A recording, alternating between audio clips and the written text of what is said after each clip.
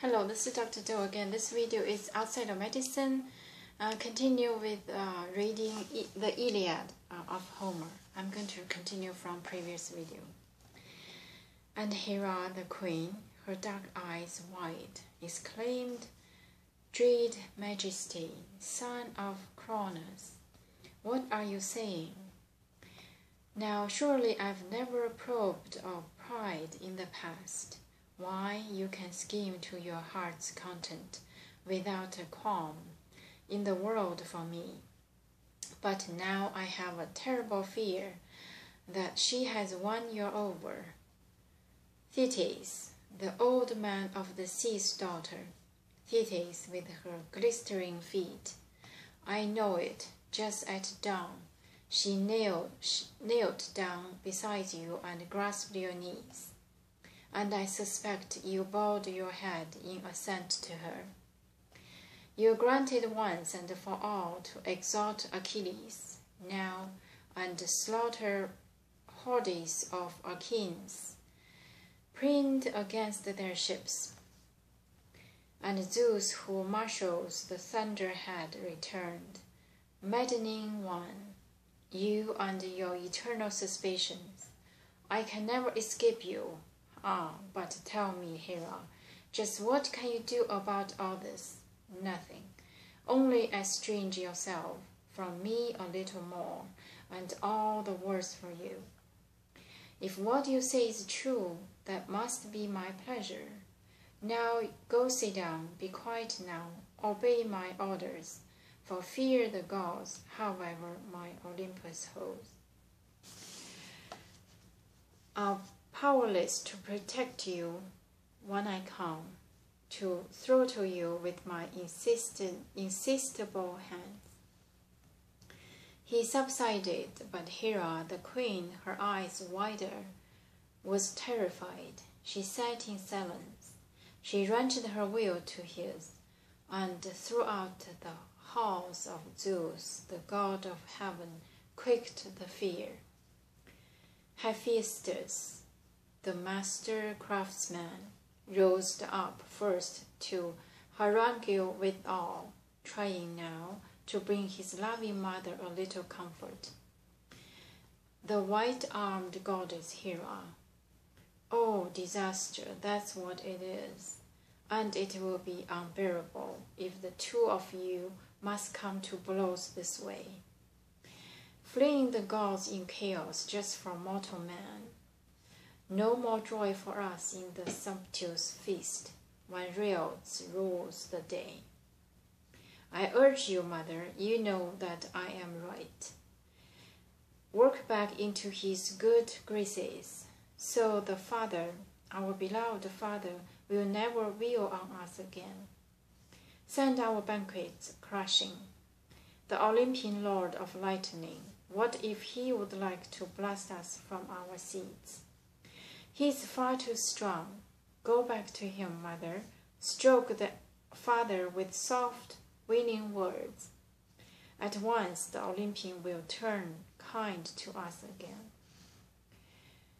Pleading springing up with a two-handled cup, he reached it toward his loving mother's hands with his own winning words. Patience, mother. Grieved as you are, bear up. Or dear as you are. I have to see you beaten right before my eyes. I would be shattered. What could I do to save you? It's hard to fight the Olympian strength for strength. You remember the last time I rushed to your defense? He seized my foot. He hurled me off the tremendous threshold, and all day long I dropped. I was dead, wait, and then, when the sun went down, down I plumped on Lemnos. Little breath left in me, but the mortals there soon nursed a fallen immortal back to life. At that, the white-armed goddess Hera smiled, and smiling, took the cup from her child's hand. Then dipping sweet nectar up from the mixing bowl. He poured it round to all the immortals, left to right, and uncontrollable laughter broke from the happy gods as they watched the god of fire breathing hard and bustling through the halls. That hour, then, all day long, till the sun went down, they feasted, and no god's hunger lacked a share of the handsome banquet. All the gorgeous lyre Apollo struck, all the muses singing voice to voice in choirs, their vibrant music rising. At last, when the sun's fiery light had set, each immortal went to rest in his own house. The splendid high halls, Hephaestus built for each with all his craft and cunning. The famous crippled smith and Olympian Zeus, the lord of lightning, went on his own bed where he had always lain when welcome sleep came on him.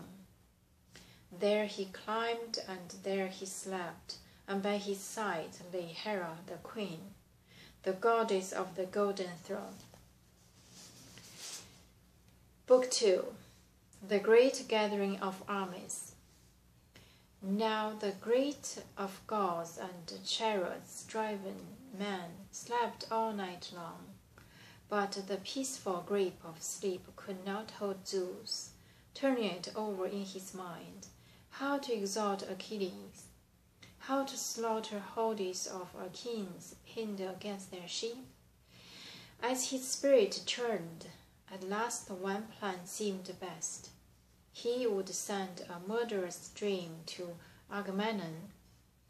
Calling out to the vision, Zeus winged it on, "Go, murderous dream, to the fast Achaeans' ships, and once you reach Agamemnon's shelter, rouse him. Order him, word for word, exactly as I command.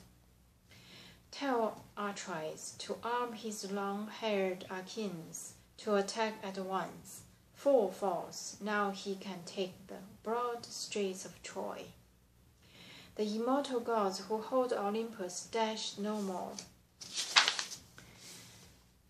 Hera's appeals have brought them round and all agree. Griefs are about to crush the men of Troy."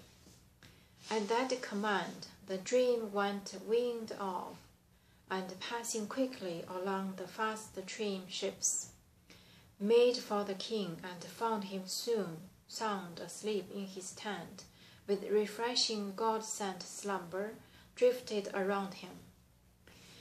Hovering at his head, and vision rose like Nestor, Neleus' son, the chief Agamemnon honored most, inspired with Nestor's voice and sent by Zeus.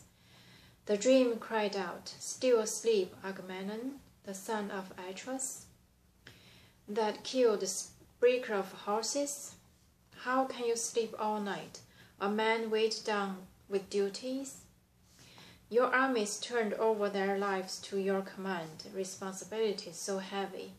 Listen to me quickly. I bring you a message sent by Zeus, a world away, but he has you in his heart. He pities you now." I'm going to stop here and continue next time. Thank you for watching.